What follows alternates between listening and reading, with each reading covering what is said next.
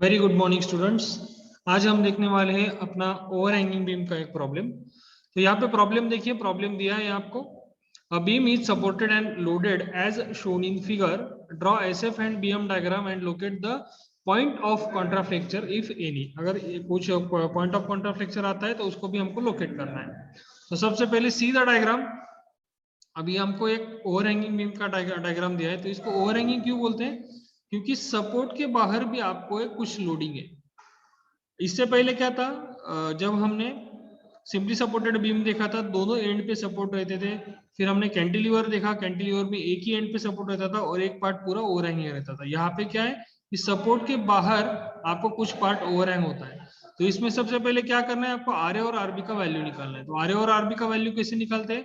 By taking the moment about point A. अगर हमने ए को मोमेंट लिया तो क्या क्या मिलेगा हमको यहाँ पे? 20 × 6। ये एक पॉइंट लोड मिलेगा 20 × 6 का, और वो कहाँ पे एक्ट होता है? सेंटर में एक्ट होता है। ठीक है, so C RB × 6 is equal to 20 × 6 × 6/2 plus 50 × 7। ये टोटल डिस्टेंस हमने मल्टीप्लाई कर दिया। तो हमने इज इक्वल टू RB × 6 की लिया था। यहाँ पे 20 × 6 ये जो था ये क्लॉकवाइज घूमने वाला था, ये भी क्लॉकवाइज घूमने वाला था। जो क्लॉकवाइज घूमेंगे उसको हम पॉजिटिव लेते, और जो RB था वो एंटी क्लॉकवाइज घूमना था, इसको निगेटिव लेने वाले थे। तो जो निगेटिव था उसको हमने इज इक्वल टू साइन के उस साइड में भेज दिया। इसीलिए यहाँ पे क्या हुआ, RB × 6 is equal to 20 × 6 × 6/2 plus 50 × 7। तो यहाँ से हमको आरबी का वैल्यू मिल गया। आरबी का वैल्यू मिला हमको 118.33 किलो न्यूटन आरबी का value. Now we have to find out the value of RA. RA का वैल्यू कैसे निकालेंगे? Upward force is positive and downward force is negative. Upward force कौन से? आर ए प्लस आरबी, और downward force कौन से? -50 और -120। और उसके अंदर हमने क्या किया, फिर आरबी का वैल्यू पुट कर दिया। आरबी का वैल्यू पुट करने के बाद हमको आरए का वैल्यू मिलता है 51.67 किलो न्यूटन। ओके, अभी फर्स्ट स्टेप अपना हो गया कि हमने आरए और आरबी का वैल्यू फाइंड आउट किया। Now we have to move toward SF calculation, shear force के कैलकुलेशन फाइंड आउट करने। तो वो कैसे करेंगे? तो हम सबसे पहले ए पॉइंट लेंगे। तो force at A, F A का मीनिंग क्या होता है? Force at A. तो वो कितना है? R A. तो R A has a value 51.67 kilo newton. तो आर ए का वैल्यू हमने मार्क कर दिया 51.67 किलो न्यूटन। ठीक है, नाउ ए के बाद दूसरा कौन सा पॉइंट आता है? डायरेक्टली पॉइंट आता है बी।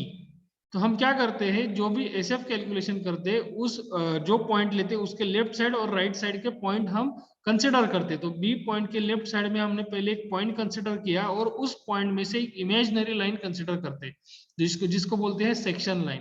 तो सेक्शन लाइन के लेफ्ट हैंड साइड के फोर्स हमको कंसिडर करने हैं। तो हमने क्या किया, देखो यहाँ पे F B L means what? Shear force just to the left of B.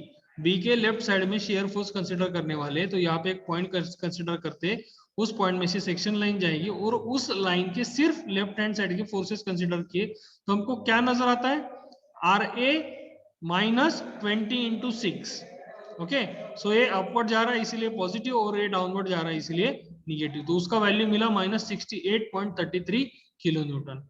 वैसे ही हम बी के राइट साइड में एक पॉइंट कंसिडर करेंगे, और इस पॉइंट में से एक सेक्शन लाइन डालेंगे, इमेजिनरी सेक्शन लाइन, और उस लाइन के लेफ्ट हैंड साइड के फोर्सेस लेने वाले।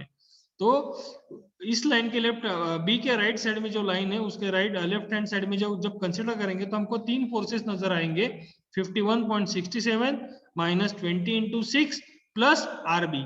आरबी का वैल्यू है अपने पास 118.33 इज इक्वल टू 50। तो टोटल वैल्यू हमको मिल गया 50। और पॉइंट सी के ऊपर जब हम लेने वाले थे, तो पॉइंट सी के लेफ्ट हैंड साइड में एक पॉइंट मार्क करेंगे, उस पॉइंट में से इमेजिनरी लाइन डालेंगे, और उस लाइन के लेफ्ट हैंड साइड में जब देखेंगे तो उसका वैल्यू भी 50 आता है। तो सी पॉइंट को भी 50 दिया है, तो अपना कैलकुलेशन करेक्ट है। ठीक है, नाउ हमको एसएफ का डायग्राम ड्रॉ करना है। तो ये डायग्राम ड्रॉ करने के लिए सबसे पहले ए पॉइंट का वैल्यू देख लीजिए। ए पॉइंट का वैल्यू कितना था? 51.67। तो हमने एक स्ट्रेट लाइन मार्क कर दी यहाँ पे 51.67। एरो ऊपर जा रहा है ना, तो लाइन 100% ऊपर ही जाने वाली है। अभी दूसरा वैल्यू देखो, बी का पहला वैल्यू था -68.3।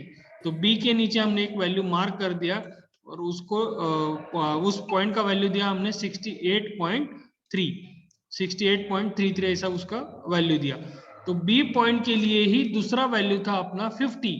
तो बी पॉइंट के ऊपर ही हमने दूसरा वैल्यू मार्क किया 50। ओके, और लास्ट पॉइंट सी पॉइंट का वैल्यू था वो भी 50 था। तो अगर यहाँ पे यूडीएल है तो हम इस दोनों पॉइंट को स्लैंटिंग लाइन से ज्वाइन करेंगे और ये स्ट्रेट लाइन ऊपर जा रही है क्योंकि देखो आरबी का एरो जो है ऊपर जा रहा है, तो एक स्ट्रेट लाइन से हमने ऊपर 50 को ज्वाइन कर दिया। यहाँ पे यूडीएल नहीं है तो हमने इसको स्ट्रेट लाइन से ज्वाइन कर दिया। यूडीएल नहीं इसलिए हमको हमने क्या किया, स्ट्रेट लाइन से इसको ज्वाइन कर दिया। ओके, तो ये हो गया अपना SF diagram. Now BMD, BMD के लिए क्या करना पड़ता है, अगर सिंपली सपोर्टेड बीम है, ओवरहैंगिंग बीम है, तो उसके लिए हमको क्या करना पड़ेगा, ए पॉइंट और सी पॉइंट इन दोनों का मोमेंट क्या आएगा, 0 आएगा। तो मोमेंट किसको आता है, सिर्फ बी को आता है। तो बी का मोमेंट कैसे आएगा, नजदीक वाला कॉर्नर देखना है, नजदीक वाले कॉर्नर पे मतलब एक मीटर पे यहाँ पे सी पॉइंट है, तो यही से हमको मोमेंट लेना है, वो इजी जाता है। अगर आप इधर से भी लेते तो वैल्यू सेम आएगा, लेकिन पास वाले कॉर्नर से मोमेंट लेना है। तो ये 50 जो है बी पॉइंट के लिए ये बीम के नीचे से घूमने वाला है, सैगिंग मोमेंट होने वाला है। तो बीम के नीचे से अगर घूमता है तो इसको निगेटिव मार्क करना है। तो -50 इंटू बी पॉइंट तक का डिस्टेंस 1, तो -50 इंटू 1 -50। तो यहाँ पे देखो बेंडिंग मोमेंट में हमने ए और बी का सी का वैल्यू 0 किया और बी के लिए हमको वैल्यू मिला है -50। तो अगर इस -50 को ज्वाइन करना है तो अभी हमको क्या करना पड़ेगा, यूडीएल है तो कर्व से ज्वाइन करना है हमको, ठीक है। लेकिन कर्व अब आप जब ड्रॉ करते हैं फॉर ओवरहैंगिंग बीम के लिए, तो एक वैल्यू एसएफ के लिए कैलकुलेशन देखना है। एसएफ के लिए अगर कोई सेक्शन हमको पॉजिटिव में जाता है और कोई निगेटिव में जाता है, तो ये जो कर्व है, तो कर्व पहले हमको पॉजिटिव में लेके फिर निगेटिव में लाना है, ठीक है। तो ये पॉजिटिव में लाने के बाद निगेटिव में लाके इसको ज्वाइन करना है और यहाँ से स्लैंटिंग लाइन से हमको बी पॉइंट को ज्वाइन करना है। तो ये हो गया अपना बीएमडी।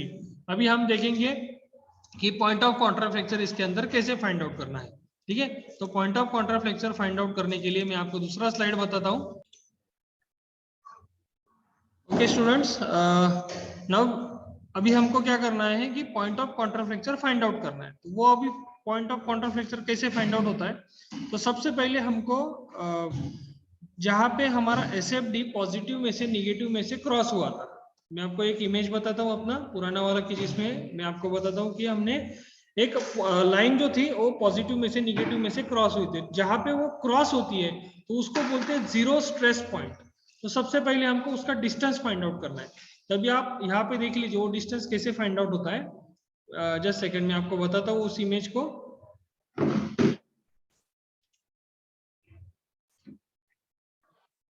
सी यहाँ पे देखिए, ये जो अपना एसएफडी था पॉजिटिव में से निगेटिव में स्लैंटिंग लाइन से पास हो रहा है।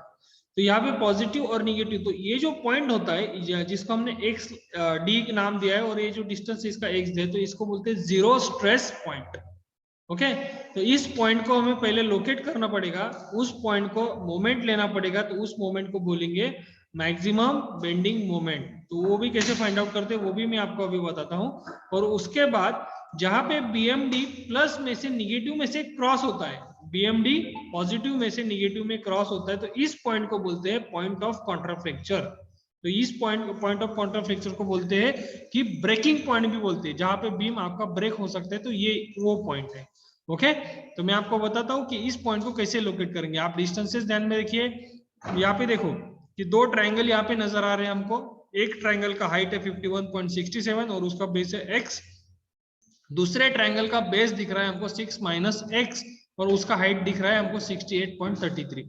ऐसे दो ट्राइंगल हम कंसिडर करते हैं और उसमें पहले ट्राइंगल का बेस डिवाइडेड बाय पहले ट्राइंगल का हाइट, दूसरे ट्राइंगल का बेस डिवाइडेड बाय दूसरे ट्राइंगल का हाइट, ऐसे कंसिडर करके हमको ये x डिस्टेंस निकालना है।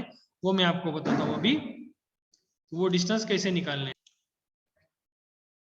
सी, जो मैंने आपको बोला कि पहले ट्राइंगल का बेस डिवाइडेड बाय पहले ट्राइंगल का हाइट, ओके, और इज इक्वल टू दूसरे ट्राइंगल का बेस डिवाइडेड बाय दूसरे ट्राइंगल का हाइट। आपको स्क्रीन नजर आ रही है?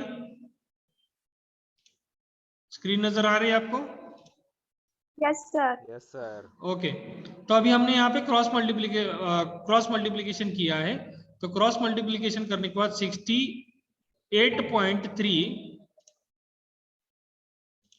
60 जो यहाँ पे था, तो इधर हमने मल्टीप्लाई करते हैं 68.33 into x is equal to 6 - x into 51.67। तो 6 इंटू 51.67 310.02 माइनस 51.67x।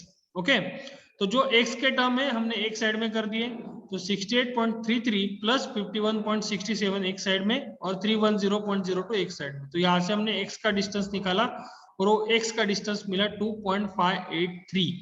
ठीक है, तो अभी इस पॉइंट को अगर हम मोमेंट लेते हैं तो उस मोमेंट को बोलेंगे मैक्सिमम मोमेंट। तो वो कैसे निकालना है हमको, तो अभी मोमेंट का जो हमने इक्वेशन लिया था 51.67 आर ए का वैल्यू जो था multiply by this distance 21.583 minus 20 into 2.583 into 2.583 divided by 2। तो ये क्या हुआ, उसके अंदर यूडीएल था, जहां पे ये पॉइंट आ रहा है ना वहां पे यूडीएल है। तो उस यूडीएल का जो वैल्यू था 20 था, तो 20 इंटू जो डिस्टेंस आया है उस डिस्टेंस को मल्टीप्लाई किया और वो फोर्स कहाँ पे आता है 2.583 के हाफ पे आता है, इसीलिए हमने 2.583 का हाफ लिया यहाँ पे। तो मैक्सिमम बेंडिंग मोमेंट मिला है हमको 66.74 किलो न्यूटन इंटू मीटर। यही पॉइंट और यही मोमेंट हमने पिछले वाले डायग्राम में मैंने आपको बताया, वहां पे हमने मार्क किया है। ओके, उसके बाद पॉइंट ऑफ कॉन्ट्राफ्लेक्शन लोकेट करना है, तो वो कैसे लोकेट करेंगे, तो यही इक्वेशन आपको लेना है। तो इस इक्वेशन में जो x का वैल्यू था वो x ही पुट करना है। तो देखो moment at point E is equal to 51.67 into x minus 20 into x into x by 2। ये जो डिस्टेंस था इसकी जगह पे अब सिर्फ x आपको पुट करना है। ओके, और ये total equation is equal to 0 करना है। तो टोटल इक्वेशन हमने क्या कर दिया, इज इक्वल टू 0 कर दिया। तो इसको पहले सिंप्लीफाई किया 51.67 into x minus 20 into x square upon 2, तो 20 डिवाइडेड बाई 2 10 हो जाएगा। ठीक है, तो ये इक्वेशन फिर से हमने लिखा है, इसको इक्वेट करता है 0 के साथ 51.67 into x minus 20 into x square upon 2 is equal to 0। So यहाँ पे देखो x को हमने कॉमन लिया, x को अगर हम कॉमन लेते हैं और इस साइड में भेज दें तो x का वैल्यू 0 हो जाता है। तो यहाँ पे क्या बचता है देखो 51.67 minus 20 divided by 2 that is 10 into x, क्योंकि x हमने पहले ही कॉमन निकाला इस स्टेप में, इज इक्वल टू 0। तो माइनस 10x को इस साइड में भेज दिया, तो यहाँ से x का वैल्यू मिला हमको 5.167 and this is the distance of point of contraflexure. तो ये ऐसा पॉइंट है जहां पे बेंडिंग मोमेंट आपका पॉजिटिव में से निगेटिव में जाने वाला है। So this is the location of point of contraflexure, जिसको मैंने आपको पिछले वाले डायग्राम में बताया भी है। Okay, so thank you for watching my video, like, subscribe and share my video.